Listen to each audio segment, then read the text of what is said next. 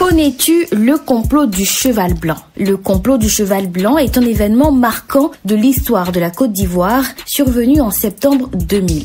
Il s'agit d'une tentative de coup d'État visant à renverser le général Robert Guéhi, alors chef de l'État. En décembre 1999, la Côte d'Ivoire connaît son premier coup d'État militaire. Le général Robert Guéhi prend le pouvoir, renversant le président Henri Konan Bédié. Cette intervention est initialement soutenue par une partie de la population et des soldats de l'armée. Ils voient en Guéhi un leader capable de restaurer l'ordre et de préparer des élections démocratiques. Mais au fil des mois, le général Guéhi manifeste l'intention de se maintenir au pouvoir en se présentant à l'élection présidentielle prévue en octobre 2000. Cette décision est perçue comme une trahison par certains militaires qui l'avaient aidé à accéder au pouvoir. Parmi eux, il y avait des figures comme Ibrahim Koulibaly, dit Ibé, sergent-chef des forces armées ivoiriennes, et le sergent Souleymane Diomandé, alias la Grenade. En septembre 2000, un groupe de militaires planifie une opération secrète pour destituer le général Guéhi.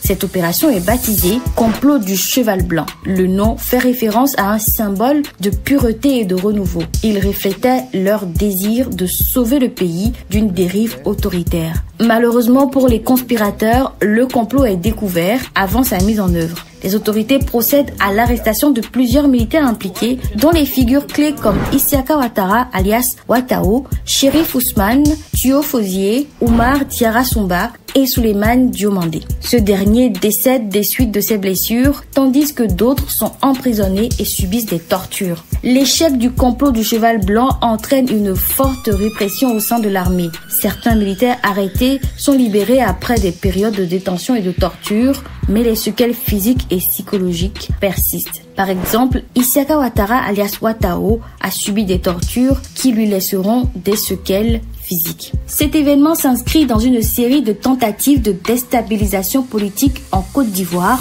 au début des années 2000. Il illustre les tensions internes au sein de l'armée et les luttes de pouvoir qui ont marqué cette période. Pour les jeunes générations, comprendre ces événements est essentiel pour appréhender les enjeux actuels de la politique ivoirienne et l'importance de la cohésion nationale.